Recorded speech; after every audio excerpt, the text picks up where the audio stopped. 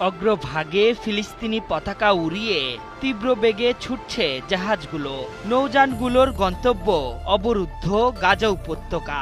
এই মানবতাবাদী অভিযাত্রীরা সবাই মুসলিম নন, তবু তারা জীবনের ঝুঁকি নিয়ে ছুটছেন রক্তপিপাসু নেতানিয়াহুর হাত থেকে নির্যাতিত গাজাবাসীকে সাহায্য করতে। গ্লোবাল সুমুদ ফ্লোটিলা নামের এই অভিযানে অংশ নিচ্ছে ৬ মহাদেশের ৪৪ দেশের শতাধিক জাহাজ।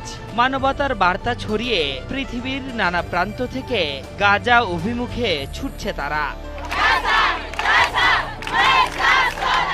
গাজা উপত্যকায় অবর্ণনীয় নির্যাতন আর গণহত্যা চালাচ্ছে দখলদার ইসরায়েল। আরব বিশ্ব তো নীরব ভূমিকায় অবতীর্ণ হয়েছে।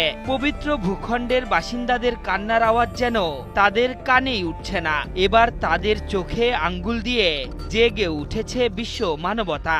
সমুদ্রের বুকে ঝড় তুলে মানবাধিকার কর্মীদের শত শত জাহাজ ছুটছে গাজা উপত্যকায়। বার্তা সংস্থা রয়টার্স জানিয়েছে, ইসরায়েলি বাহিনীর অবৈধ অবরোধ ভেঙে গাজায় ত্রাণ ও স্বাস্থ্য সুরক্ষা সরঞ্জাম পৌঁছে দেওয়াই গ্লোবাল সুমুদ ফ্লোটিলার উদ্দেশ্য।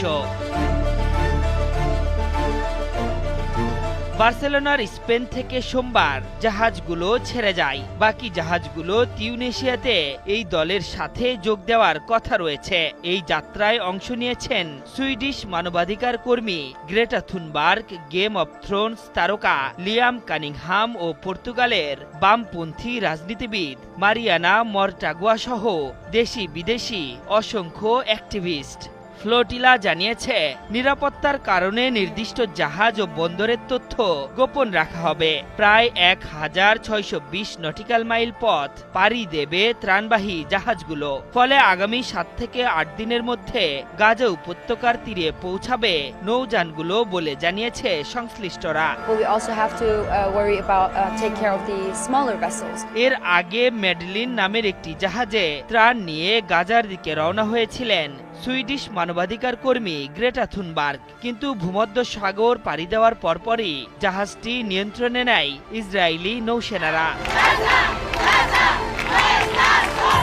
ফ্লোটিলা মূলত একটি নৌবহর, যা খাদ্য, ওষুধ ও অন্যান্য জরুরি সামগ্রী সংগ্রহ করে সংকটাপন্ন অঞ্চলে পৌঁছে দেয়। যখন বিমান বা স্থল রুট বন্ধ থাকে বা নিরাপদ নয়, তখন এই ধরনের অভিযান পরিচালিত হয়। তারই